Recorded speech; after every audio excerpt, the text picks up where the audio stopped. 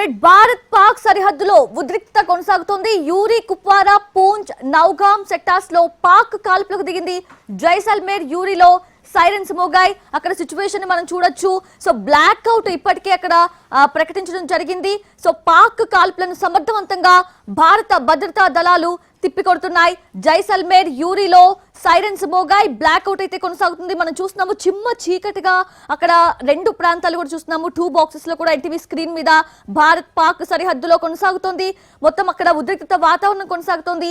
Yuri, Kupwara, Poonch, Nowgam sectors లో పాక్ కాల్పులకు దిగింది. సో పాక్ కాల్పులను తిప్పికొడుతోంది భారత్. జైసల్మేర్, యూరిలో అయితే సైరన్స్ మోగాయి.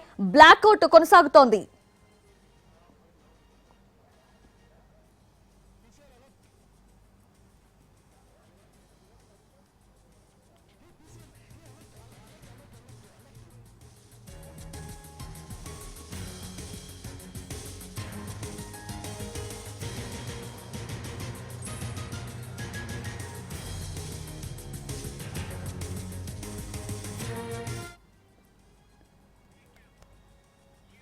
రైట్, అది పాక్ కాల్పులకు దిగింది. భారత్ పాక్ సరిహద్దులో ఆ ప్రాంతం అంతా కూడా ఉద్రిక్త వాతావరణం కనిపిస్తుంది. యూరి, కుప్వారా, పూంచ్, నౌగాం సెక్టార్స్ లో ఇప్పటికే కాల్పులకు దిగింది.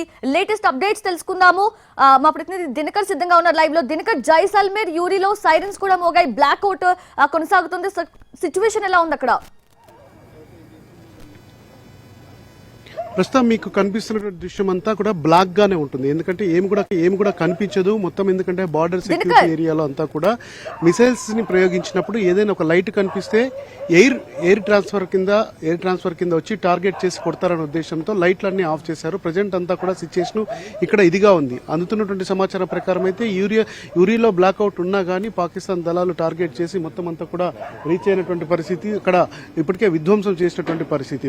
కాల్పుల ఒప్పందం యొక్క ఏదైతే ఉందో దాన్ని కాల్పుల విరమణ ఒప్పందం ఏదైతే ఉందో దాన్ని ఉల్లంఘించినటువంటి పాకిస్తాన్ ఉరిలో టార్గెట్ స్టార్ట్ చేసింది.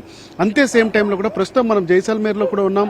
ఇండియా పాకిస్తాన్ బార్డర్ మధ్య కూడా ఏ క్షణమైనా కానీ కాసేపట్లో ఇది ఒక రకమైనటువంటి యుద్ధ వాతావరణం నెలకొనే అవకాశం. ఎందుకంటే నిన్న ఈ సమయంలో మొత్తం ఈ సమయానికి ఒక భయంకరమైనటువంటి వాతావరణం ఈ రెండు బార్డర్ల మధ్య ప్రాంతాల మధ్య కూడా నెలకొని ఉంది.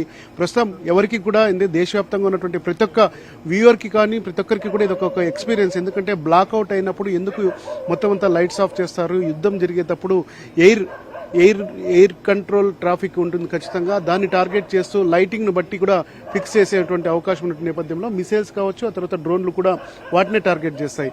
అత్యంత కీలకమైనటువంటి సమయం ఇది. 9 నుంచి రాత్రి 12:30 గంటల మధ్యలో ఇక్కడ జైసల్మేర్లో ఏదైనా జరుగుతుందా అన్నటువంటి ఒక ఆందోళన అయితే ఉంది. మొత్తం ప్రజలంతా కూడా బంకర్లోకి వెళ్ళిపోయినటువంటి సిచ్యువేషన్ ఉంది. ఇక్కడ మీకు ఏమీ కనిపించదు, కేవలం బ్లాక్ గా కనిపిస్తుంది. ఏదైనా ఒక యుద్ధంకి సంబంధించినటువంటి ఆయుధాలు ఎక్స్చేంజ్ చేసుకున్నప్పుడు పాక్ ఏమైనా ప్రయోగించినా కానీ వాటిని తిప్పికొట్టేందుకు భారత్ అంత్యస్థాయిలో ప్రయోగించే డ్రోన్ల యొక్క వెలుగులు మాత్రమే కనిపించినప్పుడు మాత్రమే ఇక్కడ మనకు వెలుగు కనిపిస్తుంది. రేపు ఉదయం 6 గంటల వరకు కూడా ఇదే సిచ్యువేషన్ కొనసాగుతున్నటువంటి పరిస్థితి ఉంది. సో ఇక్కడ వాతావరణం గంభీరంగా ఉంది. ఏ క్షణమైనా కానీ రెండు ప్రాంతాల మధ్య కూడా ఇక పూర్తి స్థాయిలో ఒక వాతావరణం మరింత వేడయ్యే అవకాశం ఉన్నటువంటి నేపథ్యంలో ఖచ్చితంగా పాకిస్తాన్ ఈసారి కాల్పులకి మరొకసారి ఇవాళ నిన్నలాగే తెగబడుతుందా, లేకపోతే భారత్ దానికి ఎలా రిటార్ట్ ఇస్తుంది అన్నది మాత్రం ఎదురు చూడాల్సినటువంటి పరిస్థితి. దినకర్, మీరు లైవ్ ఇస్తుంటే కూడా వెనక వినిపిస్తూ ఉన్నాయి. ఇన్ఫాక్ట్ మూగ జీవాలు కూడా అరుస్తున్న ఆ సౌండ్స్ కూడా వినిపిస్తున్నాయి. చిమ్మ చీకటిగా ఉంది అక్కడ ప్రదేశం అంతా కూడా. సో కాల్పులకు సంబంధించిన ఆ సౌండ్స్ అవన్నీ కూడా మీకు ఏమైనా వినిపిస్తున్నాయి అక్కడ కరెంట్ సిచ్యువేషన్ కి సంబంధించి? లేదు, ఇంకా లేదు. అలారం అయితే మోగేటువంటి పరిస్థితి ఉంది. 9 o'clock సమయంలో ఒక అలారం మోగే అవకాశం ఉందని చెప్పి కూడా ఉంది. అయితే కొన్ని ప్రాంతాల్లో మాత్రం పూర్తిగా, ఎందుకంటే చిమ్మ చీకటి ఉన్నటువంటి పరిస్థితి, అంతేకాకుండా ఎవరు కూడా కనపడలేనటువంటి పరిస్థితి. కేవలం ఇక్కడ మనమే కాదు, చాలా మంది జాతీయ నేషనల్ ఇంటర్నేషనల్ మీడియాకు సంబంధించినటువంటి వాళ్ళు కూడా ఇక్కడ రిపోర్ట్ చేస్తున్నా కానీ చీకట్లో ఉన్నటువంటి పరిస్థితి మొత్తం అంతా కూడా నెలకొని ఉంది. అలాగే ఎవరిని కూడా చూడలేనటువంటి పరిస్థితి మొత్తం అంతా కూడా కనిపిస్తున్నటువంటి నేపథ్యంలో సో బ్లాక్అవుట్కి సంబంధించి ప్రత్యేకంగా ఉంది.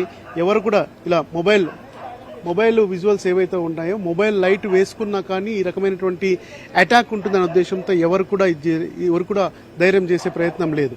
సో జైసల్మేర్లో కాసేపట్లో అటాక్ ప్రారంభమవుతున్నటువంటి ఒక వార్తలు వస్తున్నాయి. అది ఎంతవరకు నిజమవుతుంది, లేకపోతే ఈసారి పాకిస్తాన్ ఏ సమయంలో తెగబడుతుంది అన్న దానికి సంబంధించి కూడా ఎదురు చూడాల్సినటువంటి పరిస్థితి నెలకొని ఉంది.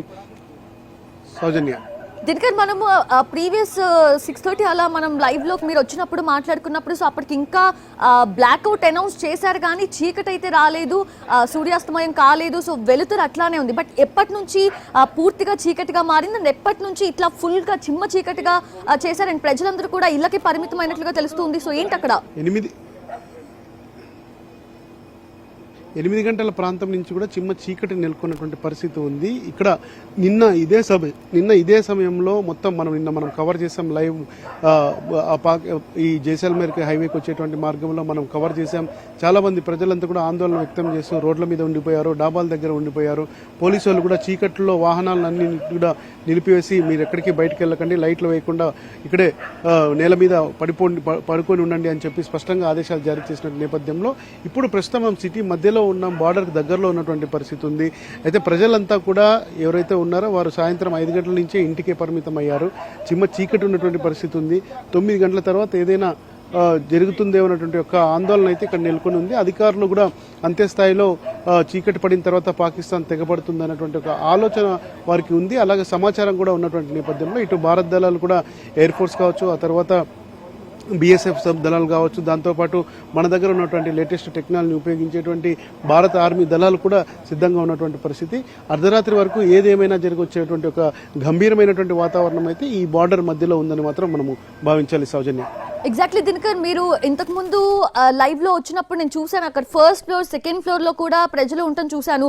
సో కెమెరామెన్ గణపతి చూపించేటప్పుడు. బట్ ఇప్పుడైతే అంటే యుద్ధం స్టార్ట్ అయ్యే ముందు సైరన్స్ మోగినప్పటికీ ముందే చాలా మంది సెల్లార్స్ కి వెళ్ళి లైక్ హైడ్ చేసుకునే పరిస్థితి కదా. ఇప్పుడు ఎవరు కూడా ఫస్ట్ ఫ్లోర్ సెకండ్ ఫ్లోర్స్ లో లేనట్టే అనుకోవచ్చా మనం? అందరూ కూడా సెల్లార్స్ లో హైడ్ చేసుకుంటున్నారా వాళ్ళు? ప్రభుత్వం స్పష్టంగా ఆదేశించినటువంటి ఆదేశాల ప్రకారం ఖచ్చితంగా ప్రజలు ఫాలో అవ్వాలి. ఎందుకంటే విద్యుత్ని పవర్ కట్ చేశారు ఇక్కడ. దాంతోపాటు కూడా ఏదైనా నిత్యావసర సరుకులకు సంబంధించి ముందే తెచ్చుకోవాలని చెప్పడంతో ప్రజలు ఎవరైనా కానీ ఒకవేళ లైట్లు ఆన్ చేసి పెట్టుకున్నా కానీ లేకపోతే ఏమైనా చేసినా కానీ ఏదైనా ఇబ్బంది అవుతున్నటువంటి ఉద్దేశంతో ముందు జాగ్రత్తగా వారందరినీ లోపలే ఉండమని చెప్పడంతో ఈ రకమైనటువంటి పరిస్థితి ఉంది. సో ఓవరాల్గా చూస్తే ఇక్కడ ప్రజలు బయటికి ఎవరు రావట్లేదు, ఆందోళన మధ్యలో ఉన్నారు. ఎందుకంటే మిసైల్స్ ఏమన్నా సిటీ మధ్యలో పడితే ఖచ్చితంగా తాము బాధితులు అవుతామనేటువంటి ఆందోళన ఉన్న నేపథ్యంలో ఎవరు కూడా ప్రభుత్వ ఆదేశాలని మితిమీరి బయటికి రావడం లేదు. అంతా ఇళ్లకే పరిమితమైనటువంటి పరిస్థితి. ఎగ్జాక్ట్లీ. సో నిన్నటి పరిస్థితిని మనం చూసాము. మీరు అక్కడ నుంచి లైవ్ లో కవరేజ్ ఇవ్వటం, మొత్తం విజువల్స్ అన్ని కూడా మేము చూడటం జరిగింది. సో ఈ రోజు కూడా అంతే సంసిద్ధతతో తిప్పి కొట్టేందుకు భారత్ అయితే సిద్ధంగా ఉంది, భారత భద్రతా దళాలు కూడా. సో పాక్ కాల్పులు చేసిన ఏ యాక్షన్ కి దిగినా సరే దానికి ప్రతి రియాక్షన్ మోర్ దాన్ ఉండే అవకాశం అయితే ఖచ్చితంగా ఉంది. సో అక్కడ ప్రజలందరూ కూడా ఇళ్ళకే పరిమితమయ్యారు. అండ్ సెక్యూరిటీ ఫోర్స్ ఎవరైనా పోలీస్ అక్కడ మోహరించడం జరిగిందా మీడియా కాకుండా? ఖచ్చితంగా. ఎందుకంటే బార్డర్ పరిస్థితుల్లో మాత్రం అక్కడ మొత్తం అంతా కూడా ఇవాళ ఉదయం నుంచి మధ్యాహ్నం 3 గంటల నుంచే ఓ రకమైనటువంటి గంభీరమైనటువంటి వాతావరణం ఉంది. ఎందుకంటే భారత ఆర్మీ సంబంధించినటువంటి ఎక్కువ ఫోర్స్ని అక్కడికి తరలించారు. మనం వస్తున్న సమయంలో కూడా భారత ఆర్మీకి సంబంధించినటువంటి దళాలన్నీ కూడా ఎక్కువగా బోర్డర్ వైపు తరలి వెళ్తున్నటువంటి పరిస్థితి ఉంది. ముఖ్యంగా సిటీలో కొద్ది మాత్రమే ఏర్పాటు చేశారు. ఆ తర్వాత బార్డర్ ఏరియాలోని ఏదైతే టార్గెట్ ఏరియాస్ ఉంటాయో ఆ టార్గెటెడ్ ఏరియాస్ని లక్ష్యంగా చేసుకొని పాకిస్తాన్ ఒకవేళ ఇచ్చేసినా కానీ డ్రోన్ల ద్వారా వాటిని తిప్పికొట్టేటువంటి కెపాసిటీ మన దగ్గర ఉంది. నిన్న కూడా దాదాపు 40 నుంచి 70 మిసైల్స్ సంబంధించి వాటిని డ్రోన్ల ద్వారా తిప్పికొట్టడంతో ఇప్పుడు భారత్ అంతే స్థాయిలో కూడా ఇంకా టెక్నాలజీని డెవలప్మెంట్ యూజ్ చేసుకుంటూ కూడా వాటిని తిప్పికొట్టే అవకాశం ఉంది. అయితే పాకిస్తాన్ ఎటువైపు నుంచి పూర్తి స్థాయిలో ఈ దాడులకు పాల్పడుతుందన్న దానిపైన అంచనాలు వేసే విషయంలోనే భారత ఆర్మీకి సంబంధించినటువంటి అధికారులు కావచ్చు, ఆ తర్వాత సైన్యం కూడా ఎదురు చూస్తున్నటువంటి పరిస్థితి ఉంది. ఎందుకంటే నిన్న కొన్ని ఏరియాస్లో మనం చూసాం, కొన్ని ఏరియాస్లో డ్రోన్తో అటాక్ చేసినటువంటి పరిస్థితి ఉంది, కొన్ని ఏరియాస్లో మిసైల్తో అటాక్ చేసినటువంటి పరిస్థితి ఉంది. మరొకవైపు సరిహద్దు ప్రాంతాల్లో రేంజ్ ఫైరింగ్ చేసి అటాక్ చేసినటువంటి పరిస్థితి ఉంది. అంటే పాకిస్తాన్ యొక్క విచక్షణ విధానం ఎలా ఉంటుంది అన్న దానికి సంబంధించి అంచనా వేయలేకపోతున్నటువంటి నేపథ్యంలో ఖచ్చితంగా ఈరోజు ఎలా ఎందుకంటే ఉరీలో కాసేపటి కింద మిసైల్స్ యూజ్ చేసి మొత్తం అంతా చేశారు. కొన్ని చోట్ల కాల్పులో చేసినటువంటి పరిస్థితి ఉంది. సో పాకిస్తాన్కి సంబంధించినటువంటి ఆర్మీ ఎలా రియాక్ట్ అవుతుంది అనేది ఇక్కడ ముఖ్యమైనటువంటి అంశం. ఎలా వచ్చినా కానీ దాన్ని తిప్పికొట్టే అంశంలో మాత్రం భారత ఆర్మీ మాత్రం రెడీగా ఉందనుకోవచ్చు. అయితే ఇప్పుడు 9 గంటల నుంచి తెల్లవారుజామున 6 గంటల మధ్యలో ఎలాంటి పరిణామాలు జరుగుతాయన్నది మాత్రం భారత్కు సంబంధించినటువంటి భద్రతా దళ అధికారులు కావచ్చు, తర్వాత ప్రధానమంత్రి మోడీ నుంచి సామాన్యుడి వరకు కూడా ఎదురు చూస్తున్నటువంటి పరిస్థితి. అండ్ అలానే నిన్న ఎగ్జాక్ట్ గా సైరన్స్ ఎప్పుడు మోగాయి, సైరన్స్ మోగిన అనంతరం ఎప్పుడు అక్కడ దాడులు ప్రారంభమయ్యాయి దినకర్, అంటే ఆ కేసుని బట్టి మనం ఈ రోజు కూడా అవగాహన చేసుకోవచ్చు కదా.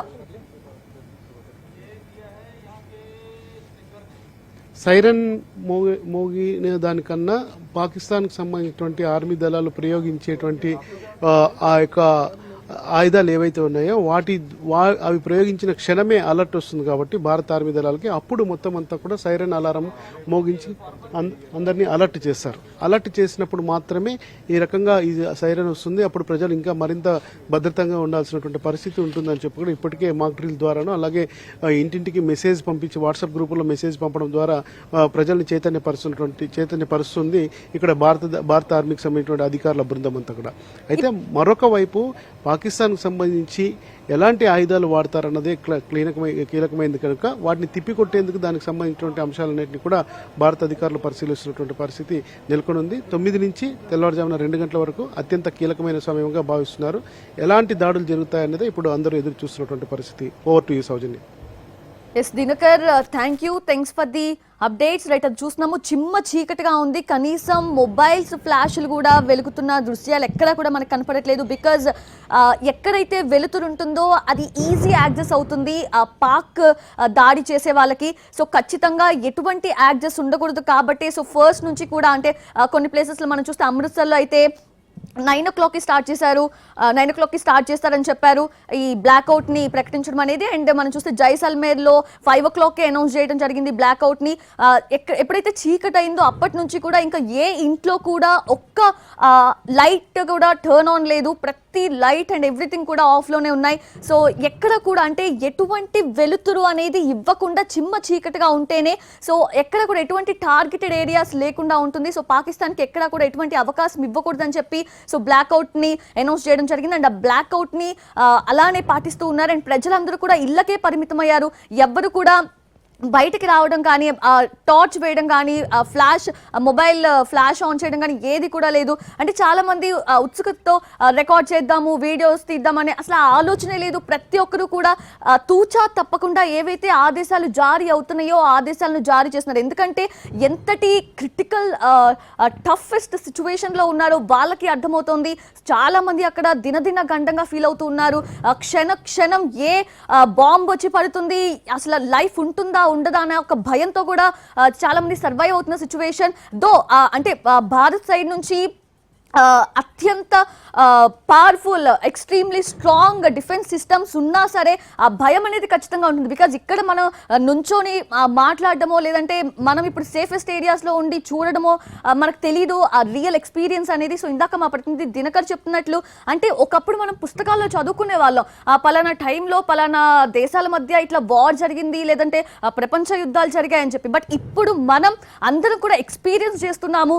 సో యుద్ధం అంటే ఎలా ఉంటుంది, ఆ సిచ్యువేషన్ ఎలా ఉంటుంది, ఆ పర్టికులర్ బోర్డర్ ఏరియాస్లో ప్రజలు ఎంత సతమతం అవుతున్నారు, అనుక్షణం ప్రతి క్షణం కూడా వాళ్ళు ప్రాణాలను అరిచేతిలో పెట్టుకొని భయంతో వణికిపోతున్న వాళ్ళు ఉన్నారు. అండ్ కొన్ని ఏరియాస్లో ఆఫ్ కోర్స్ ఆబ్వియస్లీ మన భారత్ డిఫెన్స్ సిస్టమ్ స్ట్రాంగ్గా ఉంది కాబట్టి వాళ్ళు కూడా ధైర్యంగా ఫుల్ ఆఫ్ కాన్ఫిడెన్స్తో ఉన్నారు.